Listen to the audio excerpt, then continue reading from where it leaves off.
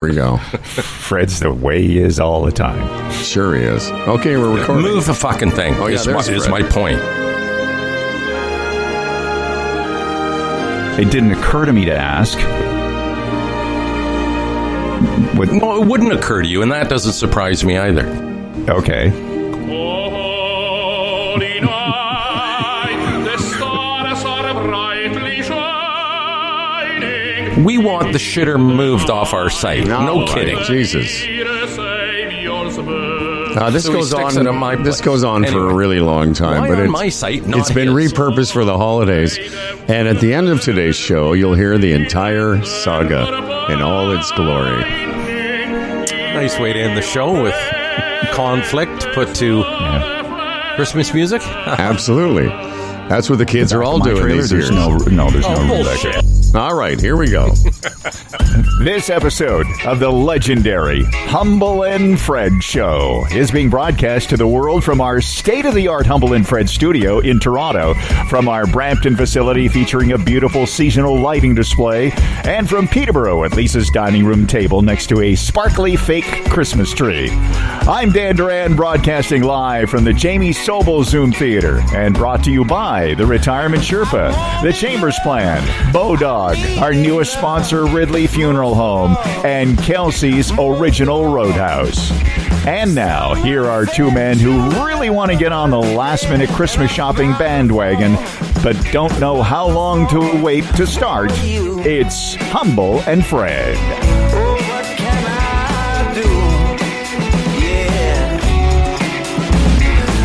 Just prior to hitting record today, seconds before we, began with a pre-recorded controversy, or controversies, some people say, I was once again, explaining to my dear long-time friend Dan Duran why I don't use a mouse to produce this program. And if I sounded prickly or prickish, I apologize. Because when I heard Fred's... I heard the clip of Fred from the trailer episode, the pageant of the... I realize, sometimes, we can come across more pricklyish, more prickish Whoa. than we mean to. What do you mean, whoa? Should I play some more of this? Angry man? No. Play all you want, and then I'll explain how off course you are. Oh, I can't wait. Does this sound does this sound like you're doing a bit? Move the fucking thing is my point. It didn't occur to me to ask. No, it wouldn't occur to you, and that doesn't surprise me either. Yeah, that's some brilliant acting right there. Yeah. So yeah, go ahead. Let's get it over with. Well, that was a legitimate issue where a guy could get his back up and become annoyed. He took a shitter and put it on my property. Oh, is that what happened? Yeah, so... Gee, I hadn't heard that. The prickly with you is the guy last Christmas get you a very thoughtful gift, a mouse, to make your job easier. Happy for his good buddy that he did that. Nice Christmas gesture. And then you're prickly over that. You see the difference? One, he buys you a lovely gift, and you almost giving him shit for it. Yeah. And then I'm giving him shit for putting a shitter on my property. You do see the difference. If this was the first time that he said, because for you people who don't know, you people, for you people who don't know, I don't know how people think the show works, where the music comes from, where all the, I don't know what else, all the noise, all the sound, anything on the show comes from my computer. Mm-hmm. Dan believes that in order to facilitate this, it would be easier if I had a mouse. For a year, I've been telling him off and on whenever he brings it up, well, no, Dan, I don't see how a mouse will make this easier. Mm-hmm. So just before we hit record, I said, I'm going to play a little bit of this thing with you guys arguing over the shitter placement, and then I'm going to just fade in, and I'll probably talk for a second, and then play Dan's intro. And Dan said, "Well, this would be easy if you had a mouse." Well, it wouldn't be. All I said was, "You come here, and you show me how this is going to be easier if I'm using a mouse." And I said, from that moment on, I will use a mouse. Yeah, well, in advance of that, it's a more tactile, accurate device than the trackpad is, and you don't have to lift your finger and moving around and whatever. There are good uses for the trackpad, but in general, a mouse is way more accurate, and that's why you'll find people that work in artistic endeavors use, like in studios, in editing suites, they will be always using some version of a mouse as opposed to a trackpad. That's all I'm saying. Yeah. And Howard, now that you put it that way, I'm so glad I just had to deal with the shitter. It would have been much more horrible to have to deal with a gift. I know you're doing one of your funny little bits, and so I'm going to go along with it. But I'll tell you what, I'm going to go along with it and accept that I was. You know what, Dan? If I and here's something you might want to take a little note of, Fred. You might want to take a note of this, Dan. I'm sorry. What's that? Try saying that, Dan. I'm sorry if I overreacted once again for the 47th time that you've had the same conversation. I apologize. I would apologize if it called for it. Absolutely. Okay, here we go. Absolutely. Okay, I would call for it. Holy night, the stars are brightly shining. We want the shitter moved off our site. Yeah, how about apologizing for that tone of voice? No kidding. No kidding. Why? I want to move off. Yeah, but I mean, don't you, when you hear that, don't you hear how it came angry from you... Howard, it came from conflict. Yours was a gift. Fred. What? Fred. What? I'm already tired of this. Howard, maybe... the minute you go, Howard, hold on a second. The minute you go, you come down here. The guy lives in Peterborough. You come down here today and show me. As soon as you get into that riff, it's like, whoa, the guy bought you a gift. But, first of all, I didn't sound like that. And it's not, by the way, this is not the first time in 48 years he's harangued me over something for now going on a year. You know what I'm going to do, Dan? Yeah. I'm going to hook the fucking mouse. I'm going to hook the mouse up. And I'm going to. I will do this this afternoon. I'll hook the mouse up. We'll get on Zoom together, and I'll you walk me through how this is going to make my life easier. All right. Okay. Now, that's just a beginner mouse. They're very advanced mouses. I'm not going to spend the money on you until you... No. Yeah. No. So it has a wire, and there's wireless mice out there that are fantastic that can control more than one computer at the same time. The bit that Patterson's doing right now hinges on this one word, a gift. You know what I could say, Fred? He gave you a gift, too. Oh, yeah. Yeah. The guy thought he was doing you a solid, that he would put a porta potty on your property so that when you were up in the wintertime, if you needed to use the washroom, the facilities. Anyway, here we are. Just further to that, though, talking about gift and conflict, I'm out Friday night with a couple of guys we know, and that came up, the shitter, and both of them couldn't believe that Dan did that without asking my permission. They had asked.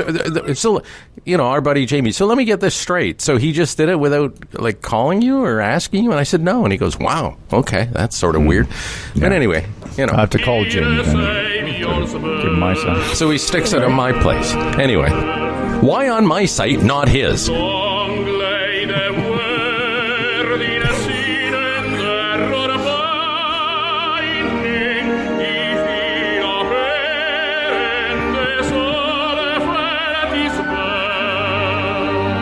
The back of my trailer, there's no room back there. Anyway.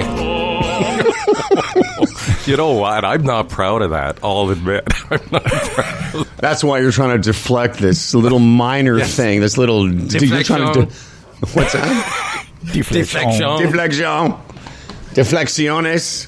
Yeah. Anyway, welcome to the show, everybody. Where it's not like...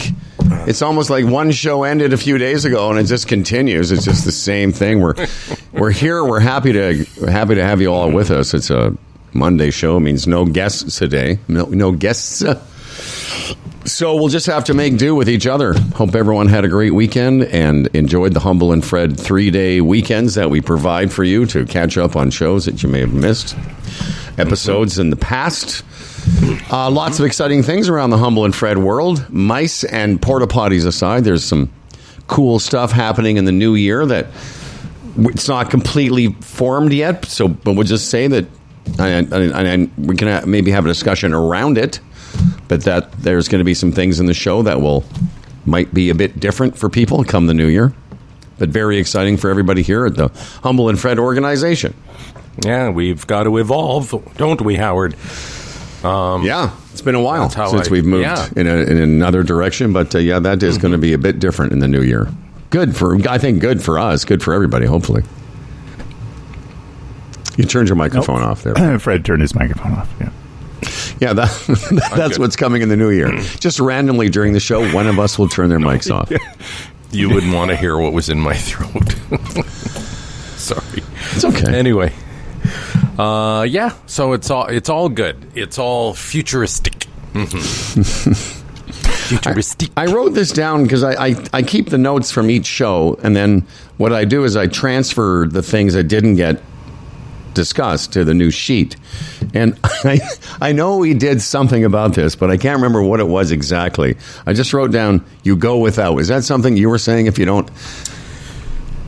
Yeah, there was some issue, and then I said, well, then you know what you do? You go without. Okay, so that's what if it was. If you can't afford something right. or whatever. Right, you just and go then without. you latched onto it. Okay. All right. Yeah. How are you guys enjoying the holidays so far, by the way? Very much so, myself. Yeah. You know, this... you know what I'm talking about, right? The holidays, yeah. No, the GST Christmas holiday. holidays? No, the GST. The GST holiday. Yeah, Aren't you enjoying it so far? I guess. I don't know. It's a pretty specific list of Yeah, it is. what's included, so I don't even know. See, I thought it was going to be a big pain in the ass for us, but it's not really. I just have to keep track of what we spend and look to see if any of what we spent had GST removed. That's all. Oh, you mean for our company in specific? Yeah, we still charge it. You know, like it doesn't include clients who pay you money. So yeah, it's kicked in on Saturday. Prepared foods and snacks, restaurant meals and takeout, children's products, toys and video games, newspapers, some alcohol, and seasonal products like Christmas trees will all be exempt until February 15th. yeah, I think alcohol is based on alcohol volume, which I'd like to make a point on that when I could. But one thing I would like to say is this: part of the reason I'm enjoying the Christmas season is, you know, I'm just so mixed. I drive down the 407 and I go by a big Amazon plant and I think, oh my God, I'd hate to work in there, and just how many small businesses are going to be put out of business because of this thing. And anyway, and Bezos is a bit of an asshole, and this all goes through my mind. But then the other day I'm sitting in the chair and I'm trying to figure out, what am I going to buy my wife for Christmas? And then she just mentions, excuse me, while sitting there, a book. And while we're talking, I'm on Amazon ordering the book. You know what I mean? We're talking. And then I ordered her one version of it. And then during the conversation, she makes a point that she wanted another version of it. So again, the same conversation, the same moment, I cancel that order and reorder the one I want. I know it's Without hard. getting out of my chair, man. Oh, I love Christmas that way. Yeah. You know, as often happens, I know we should. It happens so much with you and I that we should have a name for it. Synchronicity, Humble and Fred on the same page. I had this discussion yesterday with my lady friend, because I was ordering something on Amazon. And she said, well, she hasn't really done that very much. And I went through I just sort of said, let me show you how many things I've ordered. I was curious, how many things have I ordered in the last 12 months on Amazon? Do you guys have it? Like, Dan, do you use Amazon at all? Yeah. Do they have Amazon in Peterborough? Yeah, they do. Do they? More as a last resort for specialty items. For more general stuff like toilet, I would never order toilet paper on Amazon ever. Okay. But you would. Well, yeah. and but this is what I find fascinating about Amazon, and you've brought it up, Fred, is that convenience. I think there's a bigger discussion, which is it's harming small businesses. I understand that. It's harming all businesses because all those things that you used to have to leave your home to get, a book that you wanted to get for your wife, which, by the way, think about that scenario, Dan. He goes to the store, gets the book he thinks that she wants, finds out later that it's not the right book, has to go back again, et cetera, et cetera, et cetera. Or, Howard, I get in the car and go there and they don't have the book. They don't have the book. At all. You know what I mean? It's like wild. And I would say, Dan, it's not that it's an argument with or without, for or against, but it's the same reason that think about it. When you go to Costco because of the massive convenience of all those things being in one physical location. What I find fascinating / great about Amazon, and I'm with you, Fred, and Bezos is a fucking asshole, and I know even while I'm doing it, it's probably not great for the economy of businesses, because I do order items, household items, because for me, when I'm out of something, I go, rather than make a list and then the next time I go to the grocery store, I just buy it and it's here the next day. Yeah, I'll give you an example. My neighbor who owns the A&Ws, in my conversations with him, just an indication how it affects the ripple effects of Amazon. One of his A&Ws that he owns is in a mall. And mall traffic is way down. You know what I mean? So even in a situation like that, like I go to the mall to buy a book, whether I get it or not, I'm still in the mall. I might stop here, I might stop there, I might grab something to eat. All that stuff is being affected. It just is. So it's not just the products per se. It's all the attachments that people are suffering with because of Amazon. Absolutely. But again, look at, and then it's like anything else. It all comes back to me, though. What's convenient for me? So I might have all these wonderful principles, but in the end, sitting there in the chair, ordering what I did was just easy. You make a great point in that it's way more convenient. But I guess one of the things we could do is instead of going to the Amazon, you could go to maybe a Canadian company that does a similar kind of thing if you can find it. For books, for example, you could go to what Chapters probably has a... Yeah, I mean, it's still a big company. Yeah, but it's not free delivery. That's the problem. I'm an Amazon member. Yeah. So with that, I get the TV, whatever it is. And... Yeah, so do I. It's free delivery. No, and I was going to say, past a dollar threshold, usually there's free delivery. Yeah, but it's pretty hefty. It's like this. You could, and again, I'm. It's so weird. I had this discussion yesterday, not arguing for or against it, but I was kind of going through the things that I have purchased on Amazon, and the conversation I had with her was that up until quite recently, and I mean within the last year or two, I didn't order anything off Amazon except for things like books, golf training aids, things like that. Like just sort of, I think you said it, Dan, more of a specialty item, more of something that I was just like, I'm going to go check and see if they have this on Amazon. Whereas now it's become habitual for me. And I'm saying this all the while acknowledging that it's harmful. It is, because I'm now ordering, I need some granola and some out of peanut butter. I'll just order it because it'll be here tomorrow. And I don't have to leave, because I don't go to the grocery store every day. And now I almost never go to the part of the grocery store that has the household items, like detergent or toilet paper or paper towels or all those things that I would have never thought I'd be that person, because it's just so convenient. I know it's not great for the economy, but it's great for Howard Glassman. Well, Howard, you know what word applies here? A quandary. You're in a quandary. So am I, because it's like the environment. It's like so many other issues. Ideally, we know it's wrong, but at the end of the day, you do what's, I don't want to say best or more convenient or affordable for you. And that's the problem. At the end of the day, it's all about me. And again, there are exceptions to that rule. I know there are people of great principle who will get in the car, maybe do this, or go patronize somebody because they don't like Amazon. But generally, so you're in this quandary. It's like, oh, okay, I would like to reject it, but it ain't going away, so I might as well use it. It's also very helpful on your transition to being a hermit. Oh, I've transitioned there. I'm already there. No, it's great. I was in hockey rinks this weekend. Yeah, so was I. I was. You know I was what I mean? out and It's about. like, yeah. But I'm not saying this as a. You don't need to be on the other side of this. But you're similar. Your convenience is getting in a car, and instead of going to all the stores you would normally do 10 years ago, 15, whatever it would be, you go to one store, and everything you want is in that Costco. I haven't done I haven't done very much shopping there, but I know there's everything from socks to TVs there. Oh, yeah. Yeah. They got these great, what are they, anyway, I forget the name, socks that I've been wearing for years that I just love. They're the right height, the right thickness. I just love them. I can only get them at Costco. I even go online and I can't see them. Tommy Hilfiger socks. I know what you're talking about. Well, over the last month or so, I've had some socks and I've started, they get holes, and I just started tossing them, as opposed to when Dan was a younger man, his mom would darn them, or our parents would darning the socks.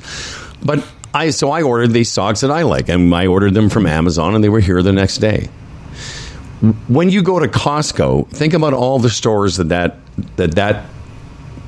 encompassed. If you wanted a television, years ago, you would go to a television store. Right. If you wanted quinoa, you'd have to go to a quinoa store. But you enjoy the convenience. It's just, all I'm saying is, again, I'm not putting you against us so much that you're just one step removed from doing what we're doing, which is just going to one convenient location. And I know Dan Durand quite well. He does what's convenient for him as well. He does.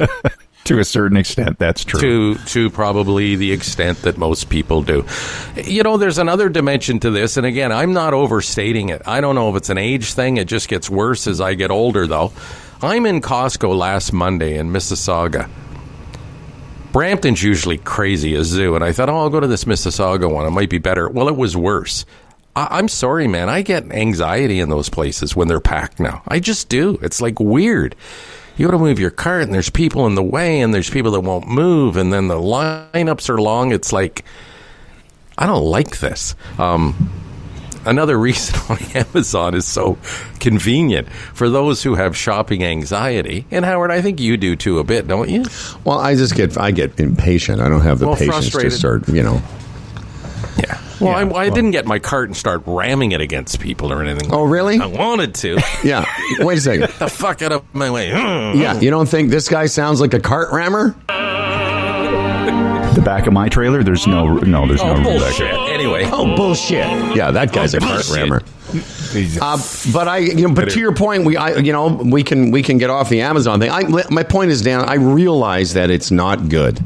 That I would have, I looked at the items I've bought in 2024, sort of the year I kind of discovered, if I need peanut butter, I could just order it.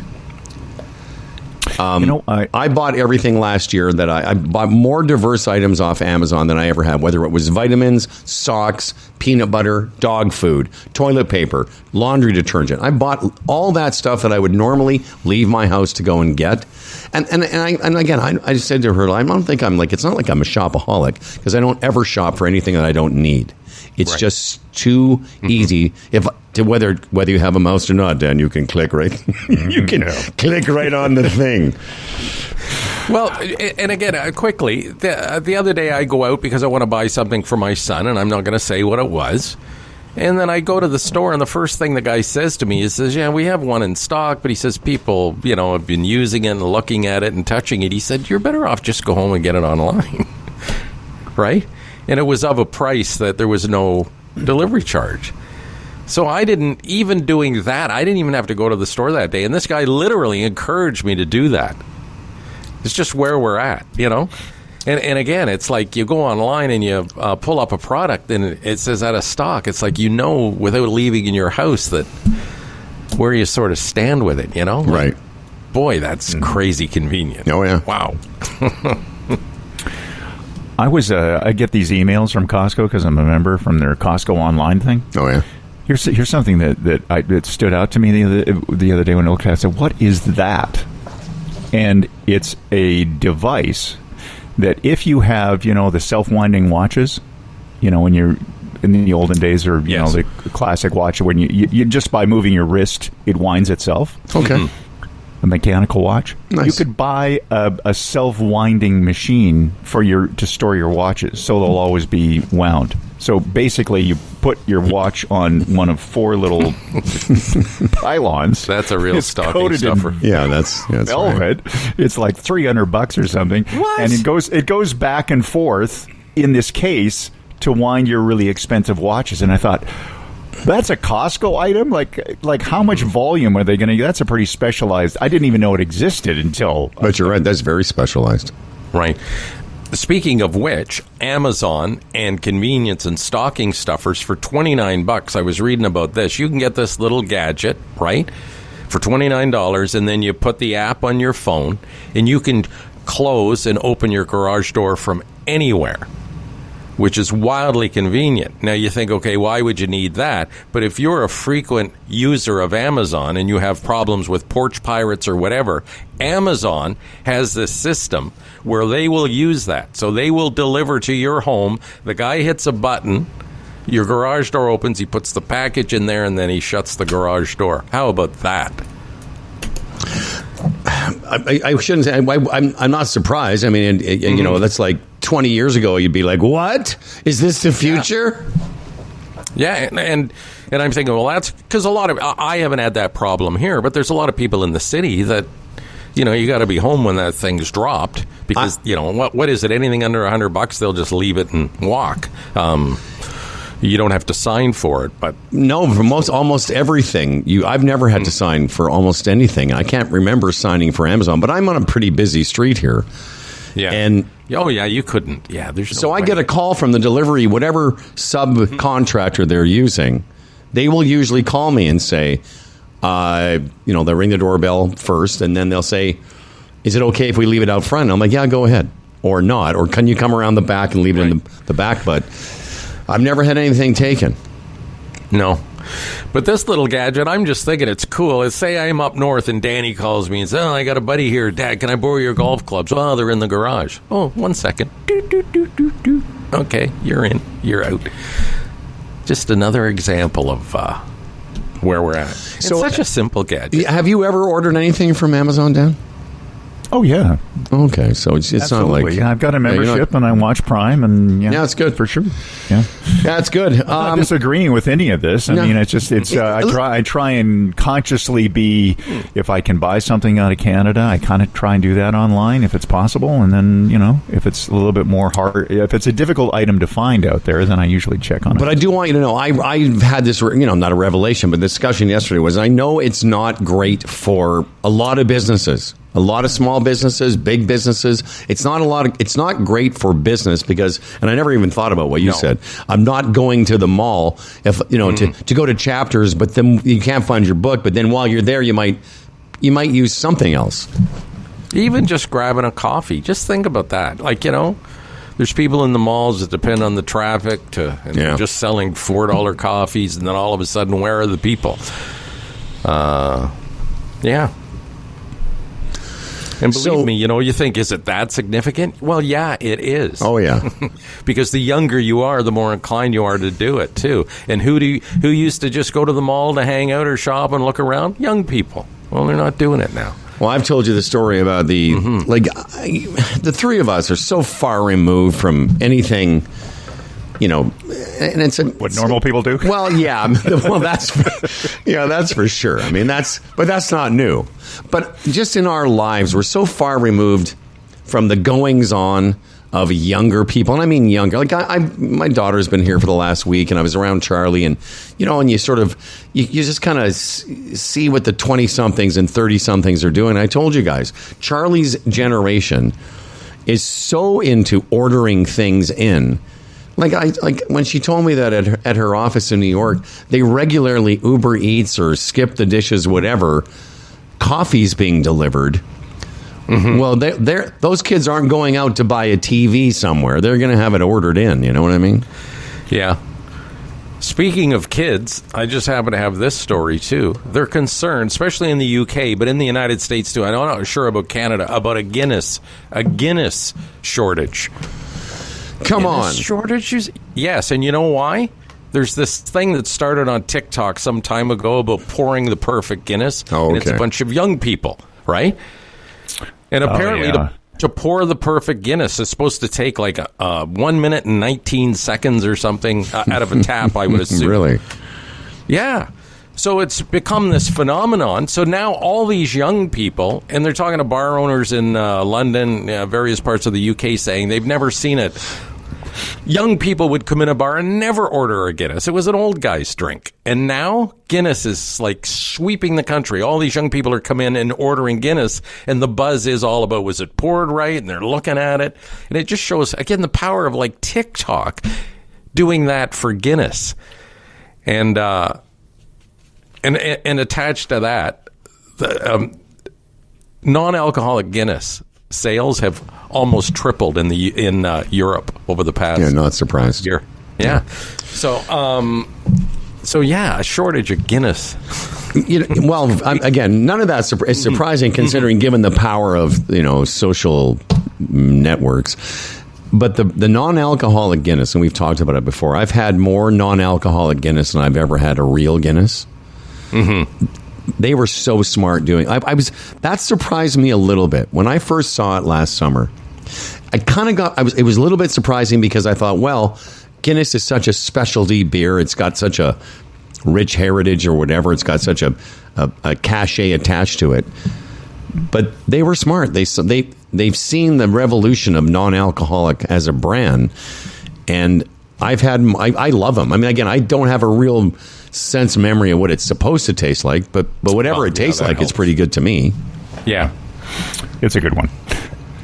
Getting back to your sales tax comment earlier, here's something when you go into a liquor store compared to the convenience stores, which I just found out on the weekend, is that when you go to a liquor store like an LCBO, you'll find the tax is included. So the when you see it on the shelf, the whatever you're buying, that's the price in the end.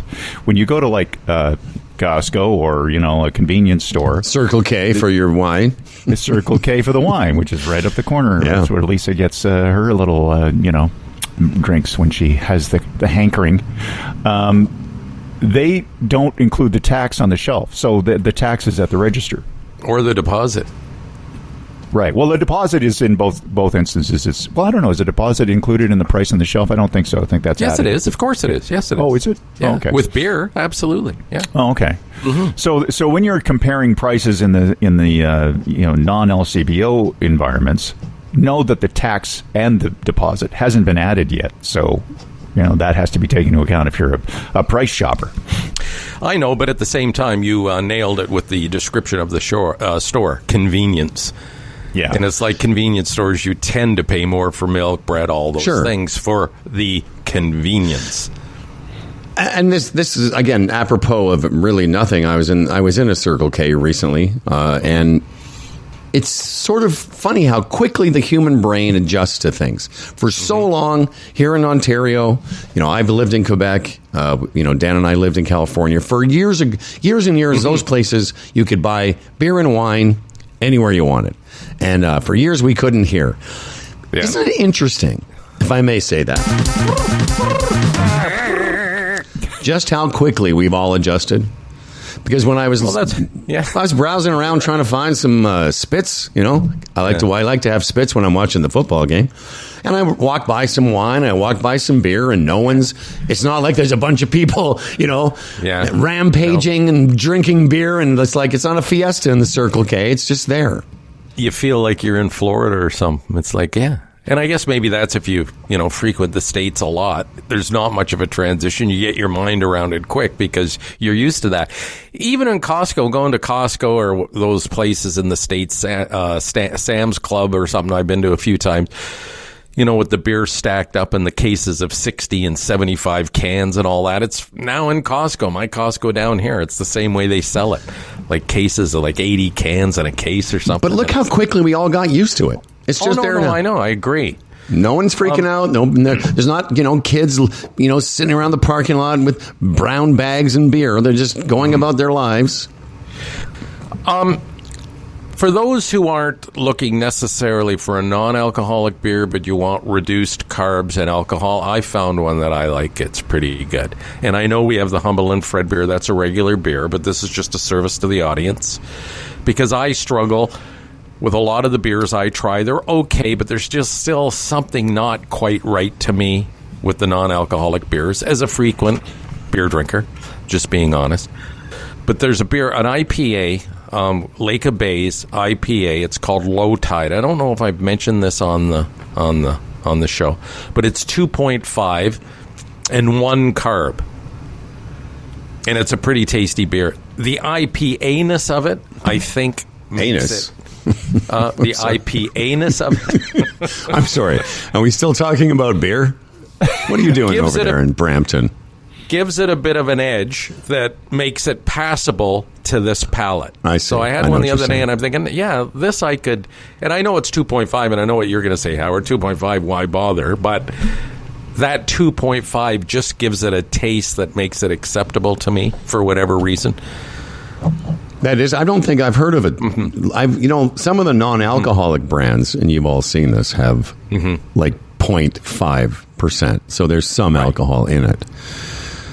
But the IPA-ness of it, I know what you mean. That it has some body. Yeah, you know what I mean. It has some body to it. IPA-ness. Yeah, the IPA-ness. Like, guys, come on. Can we not just always resort to the butts? What's that? I know you did. I didn't mean to do that. That was inadvertent. No, I know. But listen, you've met me before. I'm not going to leave that alone. Mm-hmm. Yeah, that beer that Fred likes, you poured in your anus, apparently. I guess. I don't know. I couldn't really understand most of what he said. By the way, poop jokes aren't my favorite kind of aren't my favorite kind of jokes. They're just a solid number 2. Okay. See what happened there, Dan? Yeah. Yeah. So back to this. If I can just if I may I hearken for a moment? Hearken back. I'd like to hearken for a second back to the idea that for the longest time we didn't have the convenience of beer and alcohol in stores, 7-Elevens and those things, and now it's just like, yeah, that's who we are. Yeah. So what's and of course you can still buy cigarettes. Weirdly enough, you're not allowed. And again, as a former smoker, I find this somewhat funny. You can buy cigarettes in our store. You just can't see them. Right. Like they're behind this magic wall. And I guess they must have done research. There has to be some science behind the idea that if you can't see them, maybe you don't buy them as much. But anyway. So how much different would it be to take the convenience of being able to buy marijuana at the 7-Eleven? Yeah. Oh, geez, there's a lot of guys screaming right now. All these guys that bought those franchises and they're going out of business hand over foot. Can you imagine if they allowed that? There wouldn't be a pot store anywhere. Well, there'd be the same way Dan described going into the LCBO. People still go in there. You can't buy gin at the 7-Eleven or the Circle K. But the convenience of buying beer, wine, and cigarettes, nicotine, lethal. Cigarettes and nicotine and alcohol, way more poisonous for you than THC. I wonder in our lifetimes, will we see that? Will that ever become a reality? Again, when we all moved here, when Dan and I moved here 35 years ago, it was pretty strict alcohol laws. Yeah. Yeah. Well, and before that, I remember there was taverns and things that weren't allowed to have street-facing windows. I don't know when that was happening. Was that here? You couldn't. Some old bars are designed that way. You can't have a window in the front. So if patrons are drinking beer, you can. We've come a long way. That doesn't surprise me. Yeah. I remember back in the day that Sundays in beer stores weren't open on Sundays, of course, but bars couldn't serve booze without food. So on a Yeah. Sunday, you could have a beer, but you had to have food. And I remember going a few places with my dad, and he'd order like cheese and crackers or something just so we could have a beer. I think that was in effect when we moved here. I remember that Was it? Yeah, maybe. you could get alcohol on Sunday, but only if you were eating with it. Great. There's a great rule. Jesus. Yeah. Can you order alcohol? Maybe you can. I should know this. Can you get alcohol delivered to your house? Yes, you can. You can. Yeah. Yeah, that beer I was talking about, it's like if you order 2 cases, it's free delivery. Obviously, you can order because of the Humble and Fred All Canadian Ale. I mean, that's available for delivery. You go to stonehooker.com. We were part of the Stonehooker Advent calendar. Fred and I talking about our beer. They're still available there at stonehooker.com. Interesting.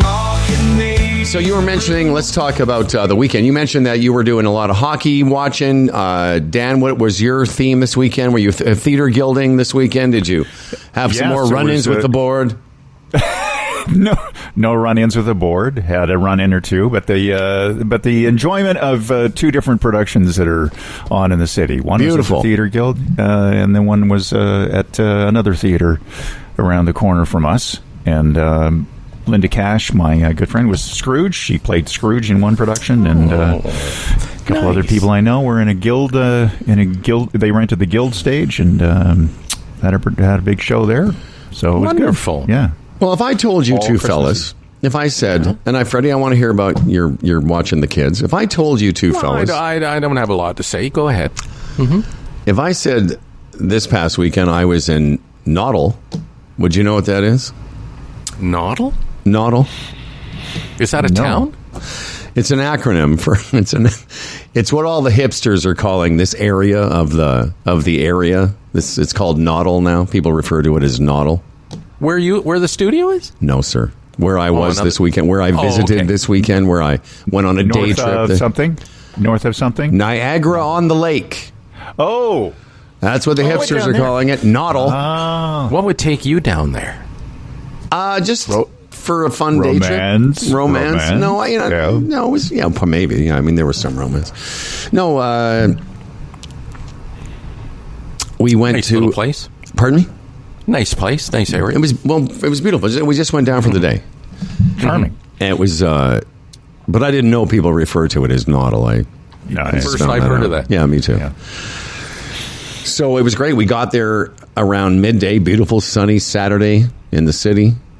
Just wonderful. And it was as we were driving toward, I don't know if you guys know the area, as you get closer to the water, you come off the highway and you're heading to the water, and I could see it was like there was more and more and more and more cars, and I thought the closer we get to that sort of main street, I'm like, we're not going to be able to find a place to park. I wonder what's going on, I finally said. And sure enough, we got there. There was thousands of people watching the Noddle Santa Claus Day Parade.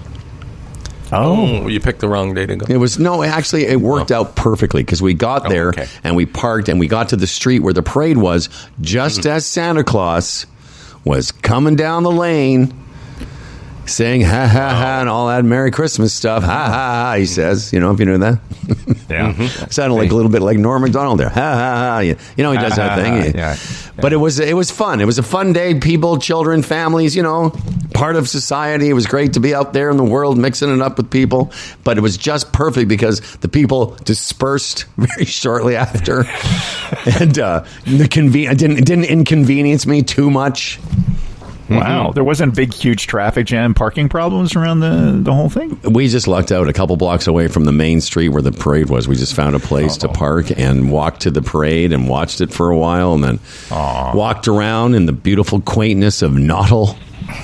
Did you have a lovely dinner or a lunch? No, we had lunch there and then we walked around and, I was in that kind of mode where you're with, I don't know if you guys have ever gone, out shopping with your women, but sometimes, like I can be a bit impatient, but I'm like this, like, hey, whatever store you want to go into, go. I'll just, stand around.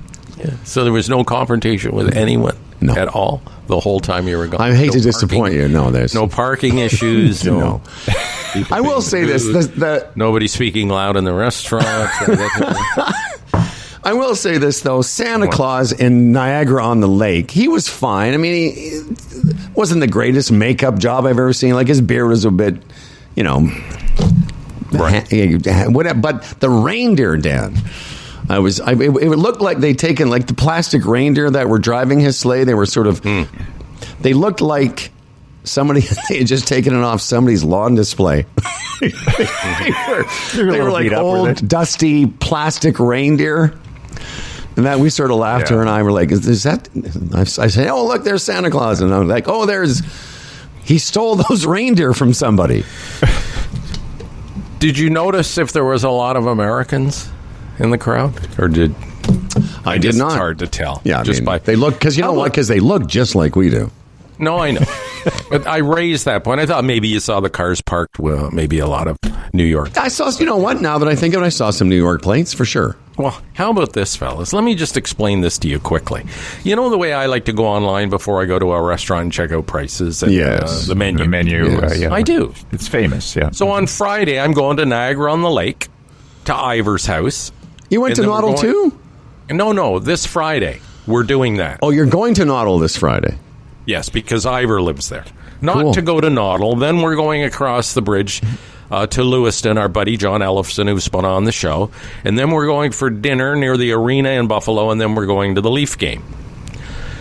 So the restaurant we're going to near Buffalo, I checked out the prices, and all those prices are consistent with what you would pay in a restaurant in Ontario. I'm telling you, because I even cross-checked. I know it's ridiculous, but I did. It's uncanny.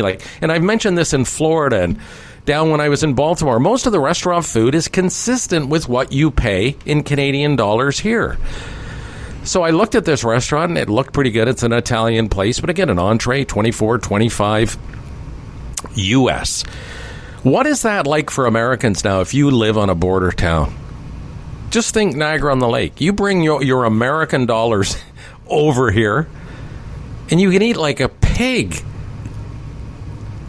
on what you get for that American dollar. So you pay 25 Canadian for a meal using U.S. dollars. I mean, do the math. It's like what a bonanza for them right now to come here. It's something else.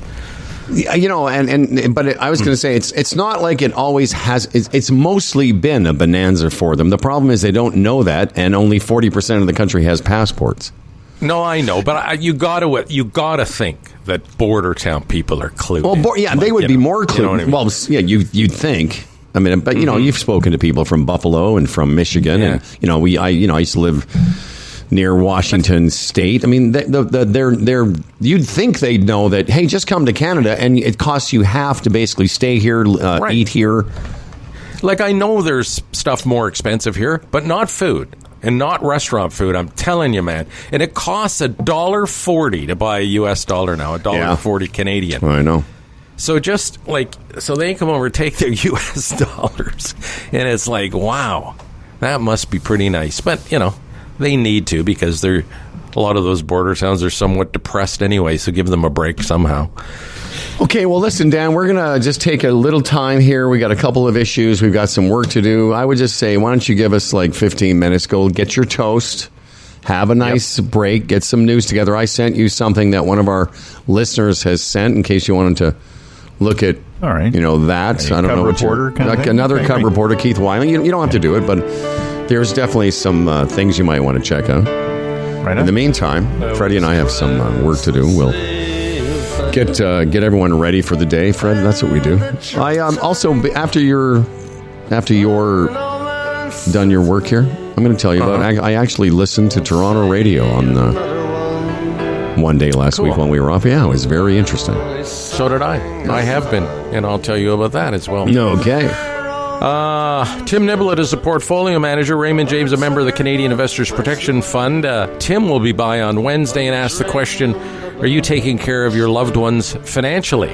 Hopefully we'll spend time with our loved ones in the next few weeks, so think about that. Do we also spend enough time preparing and planning and providing for them, thinking of those we love, financial plans, insurances, estate planning, all that stuff? Tim will touch upon this very, very heartwarming subject on Wednesday. The Retirement Sherpa, retirementsherpa.ca. We had a big meeting while we were off with our friends at Kelsey's. Everything is a go for December 22nd at Kelsey's. Doors will open around 11 in the morning, and we'll start recording at noon. It's only going to be an hour and 15 or so. We'll have some performers and some trivia and some fun with people. If you buy a $50 Kelsey's gift card and you get free wings for your next visit in the new year, there's also so many cool things going on that day. I wanted to mention that you can join us, Humble and Fred, at humbleandfredradio.com. Just go ahead and send us a note so we know if you're coming. If you're not going to come to Kelsey's that day, but you still want to hang out until December 31st, you can, book your party. You can get, if you have a party of 8 or more, sorry, I'm on 3 different scripts right now. If you have a party of 8 or more, you can use their group menu and get 10% off if you want to take everyone out for a little meal at your office. And we're going to have gift certificates the day of the show. We're going to be giving away prizes. We're going to give away wings for a year. And it's all happening at Kelsey's, the original Roadhouse. The food's going to be great. The beer will be Humble and Fred beer that day. It's been confirmed. We have it now confirmed. You'll be able to buy Humble and Fred beer on site just in time for the holidays, December 22nd at Kelsey's in Burlington. Humble and Fred at humbleandfredradio.com, or go to Kelsey's for more information, kelseys.ca. What radio, do you want to tell me your radio station listening story first, or should I tell you mine? Well, I can tell you quickly. A kid we used to work with years ago, he was more your intern than ours, Andy Wilson. Yes, Andy's a good kid. You know, Andy is now the morning man at Zoomer Radio 740. I think I knew that. I think he was producing it for years, and then eventually was co-hosting it, but I did not know he was in charge. So he's the morning man with Jane Brown, who we know and love. Jane Brown's been in Toronto radio, in and around Toronto radio for decades. She has. Lovely woman. So the past few Fridays, I've been putting it on just to see how Andy's doing, and I'll tell you, I mean, a sign of the times, a sign of your age.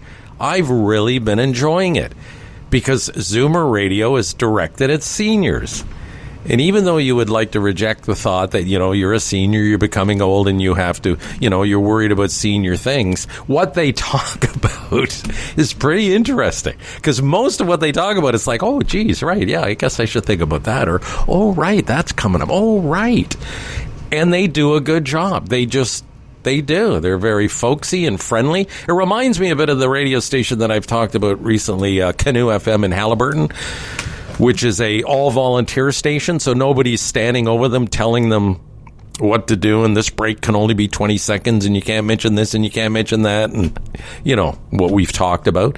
It's very down-to-earth and very folksy, and I've enjoyed it, and Delise and I have found ourselves listening to it more, even beyond the morning show. So there. And they play music as well, right, in the morning? Well, they play, it's like when I was a kid, what 1010 CFRB would have been with, Wally Crowder and Bill Stevenson and that crew you had mentioned last week.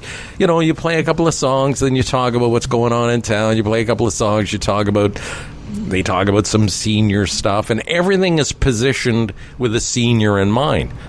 And we are that.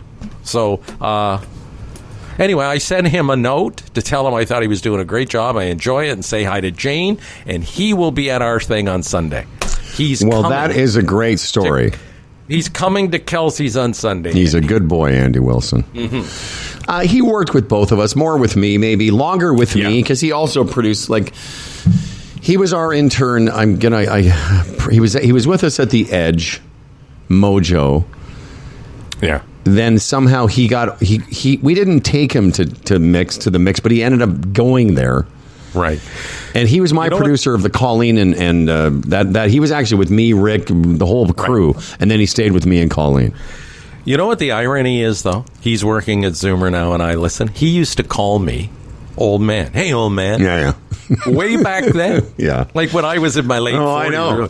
He used to call me old man. What's going on, old man? Yeah. Here we. Well, he used to do the same to me. He used to, because again, I'm being however many years older than we are than him. He did the same to me. Because again, he was not only our producer, he was operating the show. So I was right across the microphone from him for a long time. He's a great kid, and we had many laughs. Well, I did a similar thing. All right. I drove Spencer's girlfriend to the airport on Friday morning. I left the house here around 8 o'clock in the morning, and there happened to be a big traffic jam coming south into the city on the 427. And I'm lucky here. It's 15 minutes to the airport and usually 15 minutes home. But I had it ended up being about a half an hour home. So I thought, when I dropped her off, I thought, I'm rarely around this time of the day out driving around. I'm going to listen to The Edge.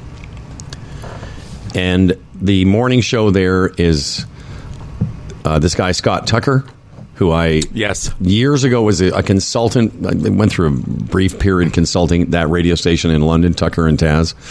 Our friend Jim McCordy hired me to come in and work with the morning show over the course of maybe a year or two. So I got sort of friendly with Scott. Maura Grierson is the other person that does the show with him. And they've been the Edge morning show, I think now he said, for 4 or 5 years. And I listened for a half an hour, and I got to tell you, it was really good. It was really good. The format, they play 4 or 5 songs in an hour. It's similar to what we did. They don't do there's not a lot of extras and whatever. They just go right into the bit now, which kind of sounds different to a disc jockey like me, but that's how they do it. The song ends, they just start talking. But they did a bit, pretty standard morning show bit, the 5 things people see on a bus or whatever, the worst things you've seen on a bus. So on the surface, it was kind of your standard kind of radio bit. But they did such a great job of it. And they did at least an 8 or 10 minute bit with it. And they had lots of time to air it out, and they talked about different experiences, and they read listener tweets and stuff. So I did the same thing. I called him because I know him well enough to give him a shout. Called him a couple hours later, and he said, "Hey, what do I owe the pleasure of this?" I said, "I don't know. I was listening to you this morning, and just want to tell you how happy I was to hear you again, and how good I thought the bit was." And we talked back and forth, and found out a little bit about the state of radio in 2024, and yeah, it's pretty cool. I sort of did the same thing as you. I happened to listen to something and enjoyed it and let the person know. Yeah, the only thing I would say about The Edge, and I've listened a couple of times too, and they do a great job, but the station has lost its edginess, its irreverence, and I guess because you got to be really safe nowadays or whatever. It's just what that station used to be, and what it is now has changed, and that's no reflection on them. No, but I know when I listen to and I hear those morning bits, those standard radio morning bits, I understand where it's coming from, and they do a great job. And I just get the feeling they can't go where we used to, But also, it's also a sign of the times, like the irreverence that we had and do, and even the way we do a show now. The tone is different with them. I got to tell you, because I've known Scott a long time. Probably we were talking about it. I had a long conversation with him. I said, we go back like 15, 17 years, whatever it's been. He's a great broadcaster. Maura and I go back even before that. I worked with her at the Mix. He was in the building a lot. They're just such natural broadcasters, is what I want to say. Like it's not forced. It's not contrived. It's not hokey. It's very natural. It's very you get the feeling that what they're saying they actually feel. And the break, again, it could have just been a standard, 5 things that people hate on a bus. Right. But they did it in such... we mock. Well, yes. So maybe that wasn't as edgy as, maybe the way we would have done it. But I got to tell you, listening with a critical ear, somebody that's been around as long as I have, I was like, wow, this is pretty good. Well, this was, not only was it engaging, but I was listening to it like I would if I was air checking them, thinking, there wasn't anything about it that I would have changed. And I also, because I'm such a fan of the two of them as people. Right. Yeah, and nothing I said was a criticism. No, I know. It's just an analysis. remember, for years and years and years, it was beat into our heads, you got to be true to the brand. You've got to be what you say you are. And it's just a radio station called The Edge, to me, has sort of lost that, that spin, so to speak. That's all. No, I get that. I didn't think you were being critical. But what I was sort of, my pushback is only that what we consider, or what we could have gotten away with. Well, it's funny because you put up that poster.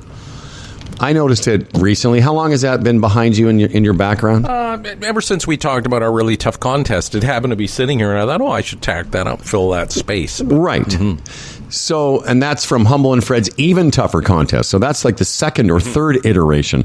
But, right. even like that was who we were. This is, for you people who don't see it, it's a picture of a woman with a mouthful of pool balls. Billiard balls. Billiard balls, yeah. I don't know that they would put up that poster now. Yeah, I don't know either. Who knows? It would be construed in some way that it would be absolutely, I guess. So our version of, that's sort of what I was saying, like what we consider or what we feel is edgy radio is different now. So for me, listening to them, I was like, I had a nice conversation with them later in the day and just talking about his schedule and they've got a pretty nice thing going there. And they leave them alone, which was all we ever. I sort of laughed to myself. It's all we ever wanted. Just all we wanted was to be left alone for a bit. You know why they're left alone? Probably because that one boss they have probably looks after 15 stations. You're probably right. Which is an upside of what's happened to the business for a lot of morning people. Really, it is. But they seem to be enjoying what they do, and he's got a great deal. They've allowed him. Check this out. They've allowed him. Imagine again. This seemed crazy. Would seem crazy to us 20 years ago, being the morning guys at the Edge. But every Monday in the summertime, he's off. He takes his holiday, so he only works 4 days a week. Basically, kind of like we do from the end of May to the end of August or whatever, Nice. They just let him. And so he leaves Friday morning. He goes to Thousand Islands, gets on his boat. That's it. That's his kind of thing. Mm-hmm. But how would whatever progressive that is of a company say, hey, you get up at 3:00 in the morning most of the year. We're going to give you a little time. We're going to give you a chance to recover from that. Mm-hmm. Anyway, the sound was good. I enjoyed it. Isn't that odd? That's going to be great. That's this Sunday, by the way, the 22nd. It's less than a week away, and it'll be great. It'll be nice seeing Andy Wilson and some of the others. Our little furry friends coming as well. Schwarms? Mm-hmm. Aw. Yep. Little shawarma. Yep.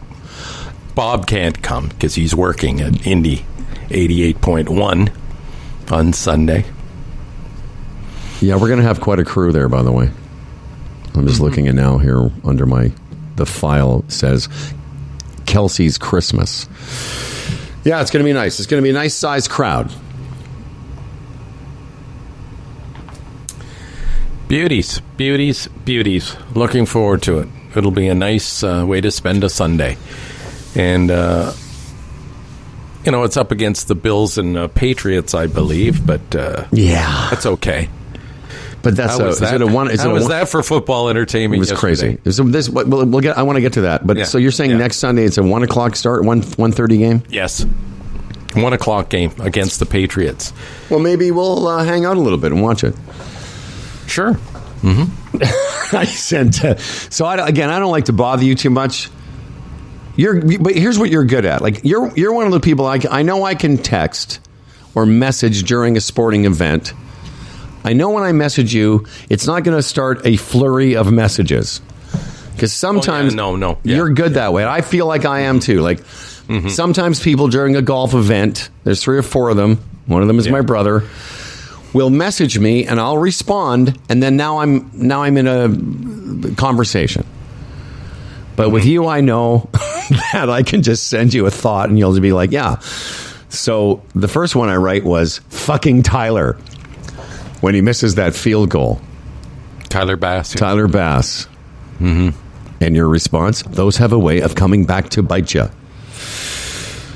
And then my next one is a couple minutes later when he makes the field goal. I write, I love that Bass kid.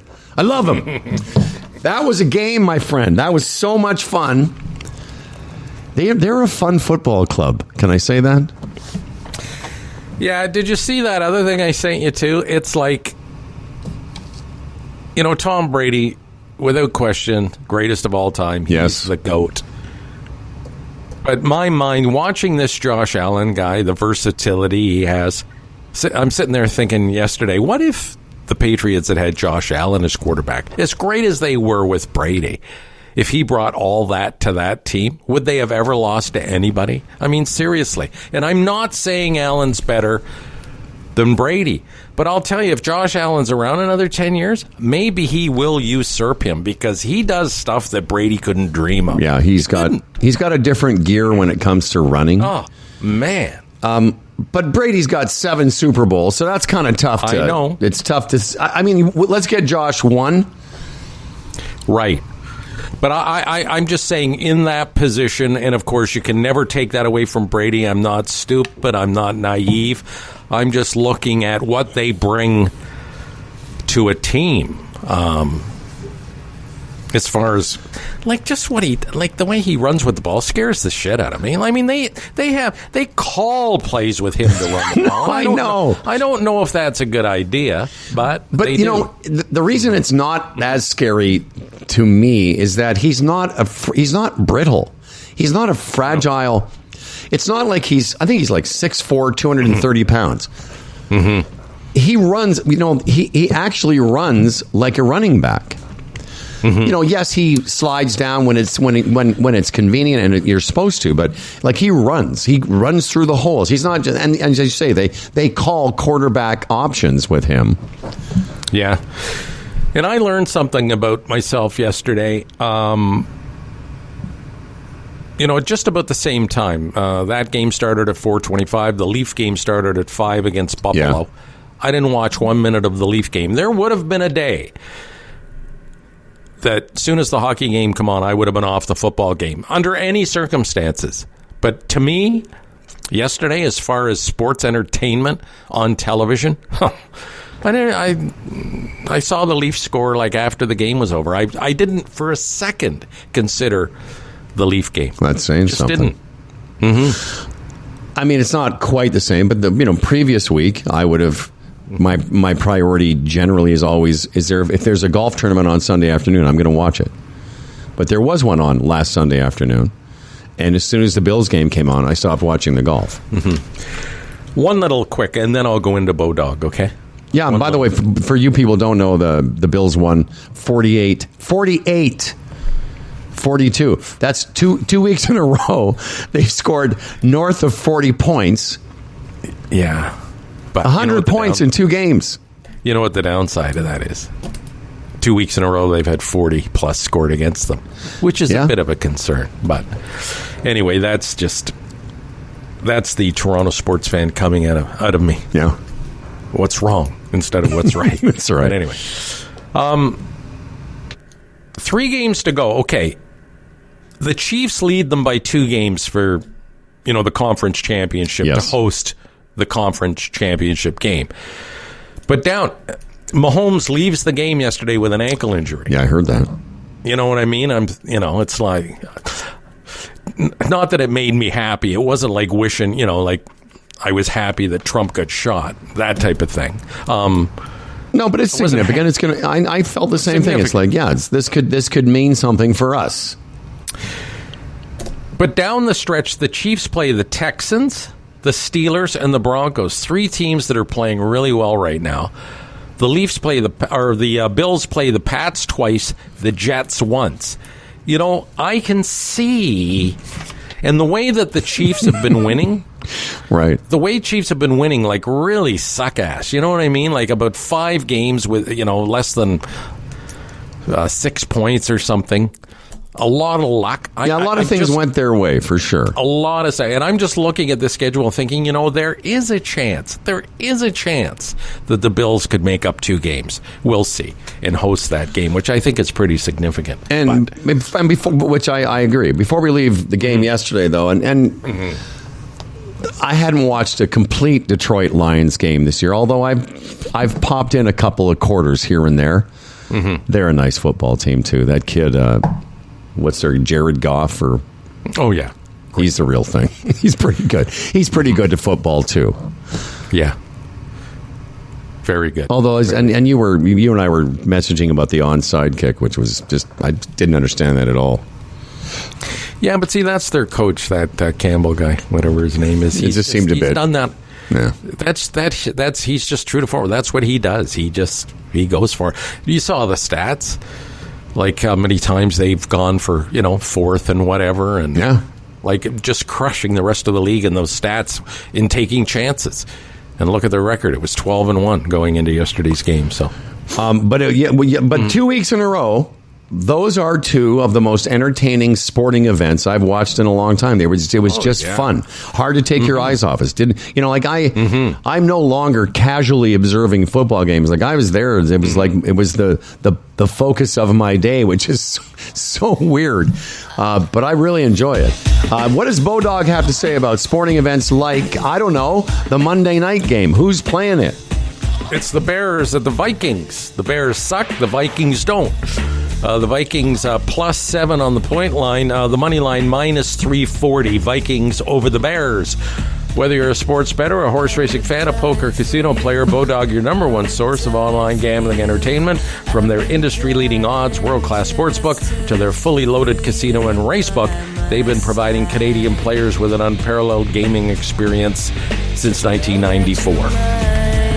I don't think I've ever mentioned this, that all plant life on Earth requires boron to grow. I did not know that. Boron is the key to the flowering, pollen, seed and fruit development and germination itself. It also plays a major part in the production of sugar and carbohydrates. Just another interesting fun fact about boron. Something else you should know is the company Boron One supports us. And so we'd like to direct your attention to their company. What they're doing is they're trying to get boron out of the ground. It ain't easy. Not everyone can do it. Very few people have. They're on the precipice of something wonderful. So maybe you want to check out their stock. That's all we're saying. We don't know anything about stocks. Look at us yelling nonsense for a living our whole lives. But we do know this company has been good to us, and we want to pass on their information to you. The company is Boron One, the website. Is that what they're called? Websites? www. It's www.boron1.com.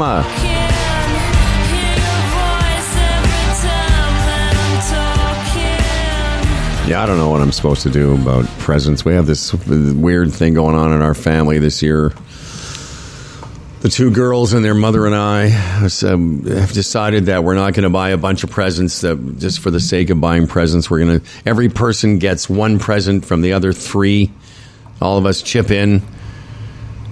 And so I don't really need anything. What's that? Say that again. So Charlie and I and Spencer will chip in for one present for their mother. Oh, okay. Oh, Mother, I see what you're saying. Spencer, and Charlie will chip in for one for me. That's a good idea. Yeah. And but I'm like most guys at this age, and I don't really. I just need a new. If I only had I don't really have much I need. It's not like I got some snow tires. Why don't you guys buy me one? Mm-hmm. So I came up with this the other day. I said, okay, I know what you guys could do. It cost me about $180 a month for all my Spanish lessons that I take. I get, and it's great. I get 10. Check this deal. And if anyone's interested, I'm happy to pass on the company. I get 10 one-hour classes for it's like $130 US, so 180 Canadian. It's $18 an hour. Plus, on top of that, unlimited group sessions. So I could take a group session every day if I wanted. It's not charged. So it's a pretty good deal if you want to learn another language. Right. So I said to one of my daughters, I said, that's what you guys can do. You guys just pay for one of my months of Spanish. That's all I want. That would be great. You guys chip in, and fantastic. Because that's what the point of this I wanted to ask you is I don't know if it's just men. Maybe it's everybody. You get to a certain age. I don't really have a bunch of things that, I really could use or I need. No. I've already bought socks for myself. Yeah. Yeah, I don't know what is on. Oh, I gave my list maybe a couple of belts, maybe some new running shoes was all I could think of. Yeah, it's tough. Delise said to me, how about some long sleeve shirts? I said, no, honey. She said, you wouldn't want a couple of long sleeve shirts, like sort of, cozy winter shirts? I said, hon, my winter's almost over. It is. It's like a few more weeks and I'm done with winter. So, but long sleeve shirts are versatile. You can wear them on a cold evening in the trailer. You put on like something like this. Yeah. Like this is a long sleeve sort of sweatshirt, t-shirt. I'm not that. I don't. As soon as spring comes, I never put a long sleeve shirt on unless I'm going to a wedding or a funeral or something. Okay. Well, but that you prove. Well, that is my point. I don't really have anything like pressing that. Oh, if I'll wait till Christmas so I can get this thing. But yeah, so that's what I'm doing. I'm going to have, everybody's going to have the one present. Christmas morning will just be me and the girls. I'll make breakfast. Their mother will come over for dinner. It'll be fantastic. Fantastic. Loving it. Sounds great. Yeah, it's going to be good. Just the season. Fa la la la la. Yeah, and of course I got new girlfriend Turkey. Christmas pressure, Mm-hmm. But even she and I have said, she's a grown woman. She's an adult. So I said, how about this? I said, why don't we save our Christmas present giving? Because we're going away together. I said, why don't we save it for that? Why don't we do something nice for each other when we're in Mexico together? If there's something you'd like, or maybe we see something when we're there. Sombrero or something. Yeah. That's right. I'm going to buy her a sombrero. Oh, that'd be nice. That's, Nothing says love. You've once again solved my problems. Mm-hmm. Yeah. I mean, what are you going to buy, Delise? You got her a book. Yeah, I really wasn't supposed to. How did you jump to? I never said book, but you went there pretty quick. How did you know? Because I think you said book. You said you ordered. Did I? Yeah, that's how I knew. Oh, okay. Because you were saying. I didn't think I did. I was sort of being careful with that. No, you said I'm stupid. How did I go there? Is because you said you were talking to her about a book and you ordered the book, and then in the same conversation, it was a different book or a different version of the book. And okay. Oh, that's how. Yeah, that's how I said surmised. Book that many times. Yikes. Anyway, okay. And she doesn't listen to the show, so there's no way. So are you going to buy her anything beside the book? Yes. Yeah, a couple of other items I've bought her. Well, that's nice. Already. Yeah, so I'm pretty much done. I just got to get some stocking stuffers and look forward to the big turkey dinner. All right. I'm just trying to get Dan. What's that, sir? I assume you don't want to go there. There was many arguments this weekend. About what? About how? Well, about turkey and explaining why restaurants don't serve it. Oh, no, I saw it. It doesn't matter to me. I don't care. No, it doesn't matter. It doesn't matter. It doesn't matter. Turkey. No, we're on a chat together, and our friend Darren gave a long explanation of why, people don't have turkey. I mean, in the end, if you like turkey, you should have turkey. Doesn't do anything for me. No, I get it. Yes, it's each to their own. Whatever floats your boat. I didn't mean to become such a polarizing figure in the turkey debate. No. Well, sometimes when you raise a point and it creates great debate, that's a good thing, Howard. Absolutely. Figure it out. Yeah, we're going to have these. I'm going to again pass on this brand. By the way, the company I use for Spanish lessons is a company out of Buenos Aires called Worlds Across, and I came across them a year ago, trying to find a tutor, trying to get lessons in Spanish, whatever. Mm-hmm. And I've told a few people about the place, and it's so. Think about it: $18 an hour, basically, for another human being to help you learn a language is pretty cheap. Those are slave wages. Well, okay, in Buenos Aires, does make you feel bad? Absolutely, but for somebody in Buenos Aires making whatever they make, It's good dough. No, I know. It's like those kids in China complaining about making 10 cents an hour. It's China. Deal with it. Ha, ha, ha. It's China. Deal with it. Yeah. Dan, are you I know back? where you're coming from. Yeah. Dan, are you back? How was yeah, I'm here, yeah. Should I start calling you the Toastmaster General because you have toast? Oh, I love that. Dan, Yeah. did you have a nice toast? I did. You look like you've been- sourdough rye toast. Still sourdough rye? You look like you've been crying. Why? Did you guys have a fight? No fight. I do have allergies around here, though. Yeah. I've got a little bit of a... Oh, there's a cat. Is there still a cat there? Yeah, there's still a cat. You Yeah. haven't done away with it, eh? Well, Yeah, that's what you should ask. You should ask Santa for Christmas to kill your girlfriend's cat. There you go. Dear Santa Claus, all I want for Christmas is you to kill my girlfriend's cat, so I no longer sneeze. I see it firsthand because my son Daniel is very allergic to cats, and my daughter has 2. So whenever he goes over there, it's like a big thing for him. It's like, okay, I got to suck it up and put up with it for a few hours. And it's rough. It's not a fun thing, is it? No, you got to be. Whenever the cats become more fond of me, originally a very not fond of me kind of cat, but then kind of warmed up to me. So Yeah. whenever I pet the cat, I always got to make sure that okay, my hand is now dirty because if I do anything like around my face, like scratch myself, anything, my eyes start to swell up. So I have to wash my hands right away. Just always Right. got to be conscious of that. You know why women rub their eyes in the morning? Yes. No. They don't have balls to scratch. Okay.